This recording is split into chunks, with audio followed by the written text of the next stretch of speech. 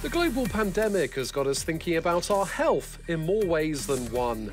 For London-based urban designer and architect Hala El Akl has exposed the link between where we live and work and our personal well-being. It's a big focus for this industry innovator. As a director of PLP Architecture and founding member of research hub PLP Labs, Hala is unlocking new tech and fresh thinking to disrupt and design the cities of tomorrow.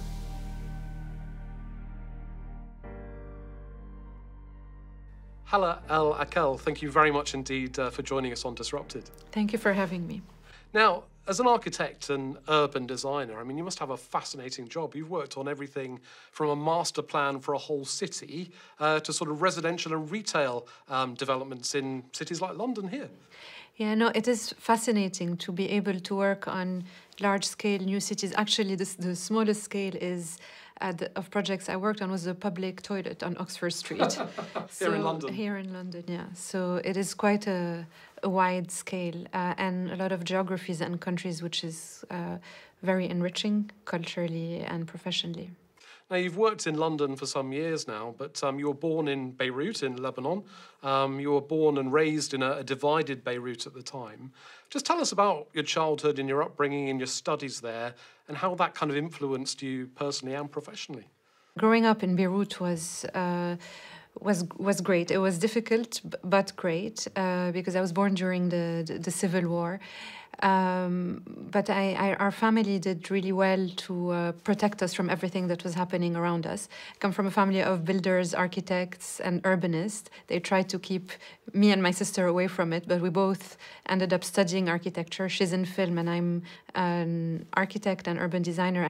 I think using Beirut as a laboratory to explore this field, a city where the social interactions and division are so visible on the built fabric, I think was a great experience and exposure. So the link between built environment and social interaction very early on overlapped and became what I was fascinated about. So what kind of things really drive you in your work? What do you try to achieve?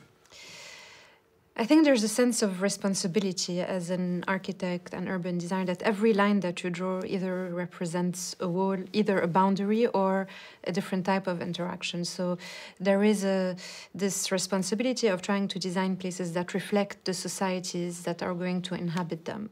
So really delving into social interaction, into anthropological a sort of history almost, and looking at the future. So it's kind of trying to link past and future in a space. You say the words looking to the future there. If we look back a little bit on the past year, the pandemic, which has obviously hit the UK here as it has globally, how much is what we've experienced over the past year disrupting your sector in terms of architecture and urban design? Is it going to kind of change things in the long term? I think it's almost too soon to start to say this is exactly how it's going to impact. I feel like we need a bit of distance and space to analyze what has happened this year, what has actually hit us. But I think the most important thing is one link that has been sort of confirmed in people's minds is the link between their environment and their health. Indeed. And what we're doing at PLP Labs is developing tools to help improve that engagement, improve that understanding, and help communities take actions. And I can tell you more about that project later if you'd like. Yeah, indeed. I mean, what is the link then between buildings and our health?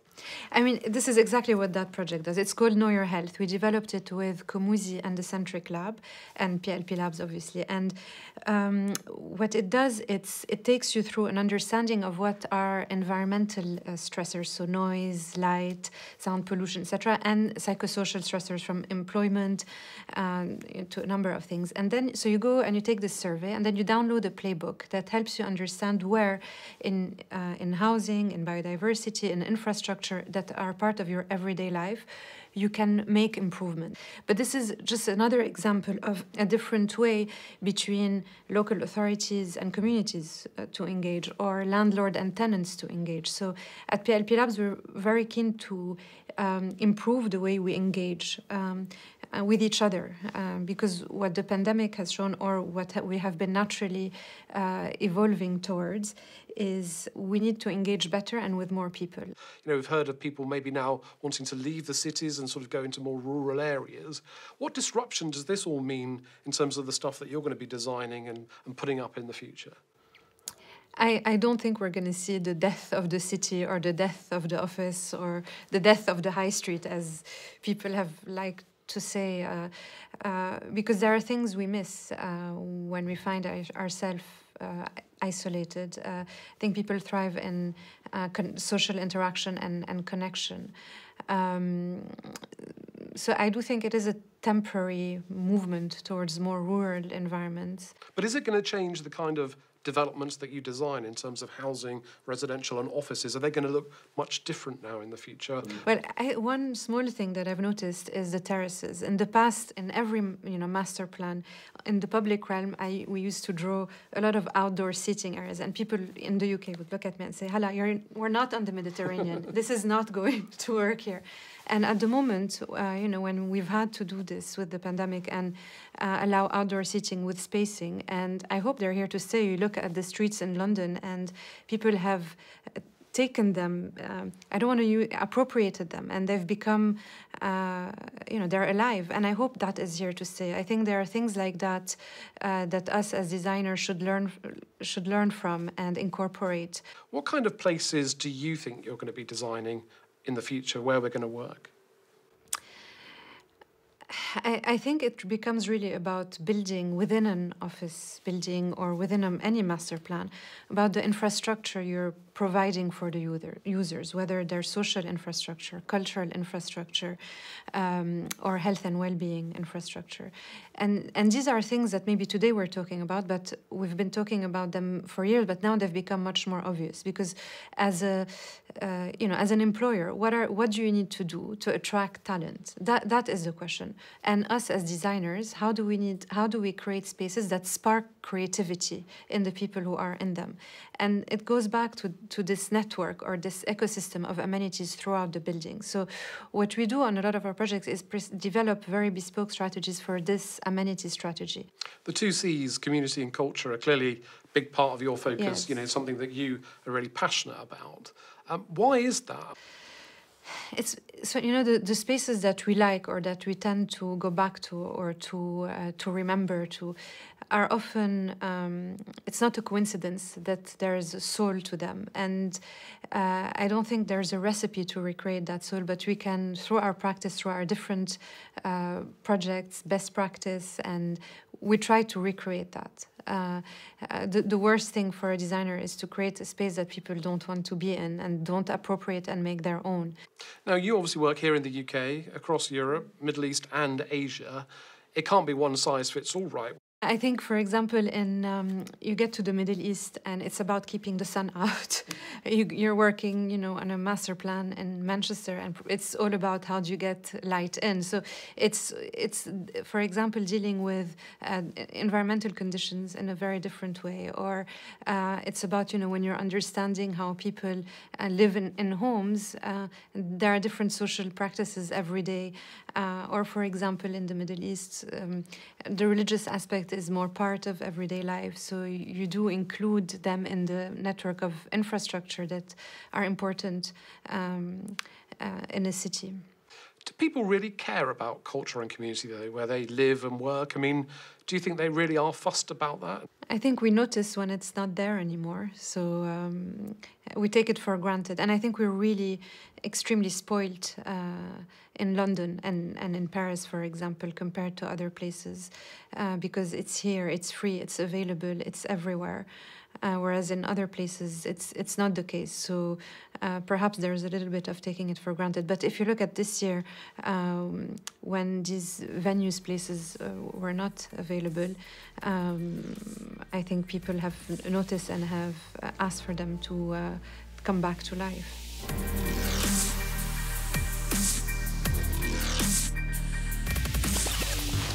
Sustainability, how important is that to you personally?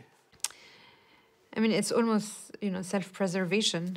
We only have one planet, and so it's a big part of your work, always at the front of your mind. It is personally, but for example, if I take that's why PLP Labs was created. But PLP architecture, if you look at our work for the last 10 years, there are two things that it's the first one is innovation and disruption. So, for example, in the residential space, we looked at the first co-living building in the UK. Another example is the largest timber roof in Europe, or a building we've designed in the Netherlands called The Edge, which was dubbed the smartest and greenest building in the world. So we do tend to be known for bringing together innovation in typology, so in housing, in office. And the second aspect is how do we integrate sustainability to this? And the last 10 years, our key projects have brought this together quite nicely. What kind of things we'll be using ourselves that actually make our environments a lot greener?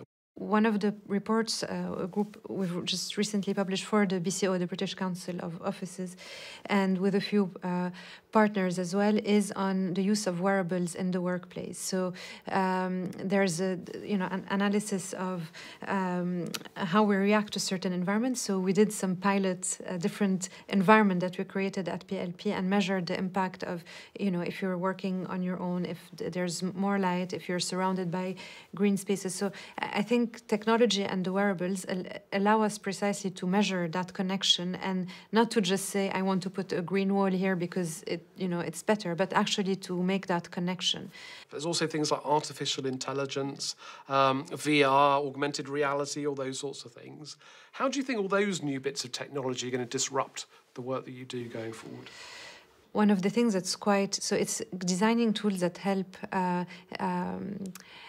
communicate the end product or how a space is going to look, very early on to our clients, to the communities, to the local authorities. So whether it's, using the goggles and moving into a space and experiencing it, or whether it's creating certain types of images. The other thing that we're developing actually is ways of designing in 3D. So you wear the goggles, but you can add floors, remove floors, and interact with the model. So those days of sort of scrawling away on a bit of paper with a pencil have gone, have they? No. I think it's a bit of both, because in the end, after you always end up, I don't know how, for some reason, around a table with a pen, and and people sketching and trying to find solutions. I think it's that back and forth. But how about artificial intelligence in particular? I mean, that's being utilised in many different sectors in many different ways right now. I think when you're looking, for example, at a city, and you're doing we tend to do lots of analytical mapping, so to understand what's there. Now with a lot of data that is available, it's much easier to get that information and build a model that can absorb it and analyze it. So that's one aspect of things. And then there's, when you're designing certain details in a building where there is an element of repetition, so you can teach our machines to do that repetition, whatever that is. So to take the parameters and then to spit things out. So. Do you fear technology in any way? Because some people think, the robots are coming. I don't worry, but I think of what we put in place to avoid any excess. So I think in Europe we are lucky to have a lot of protective policy in terms of data privacy, etc.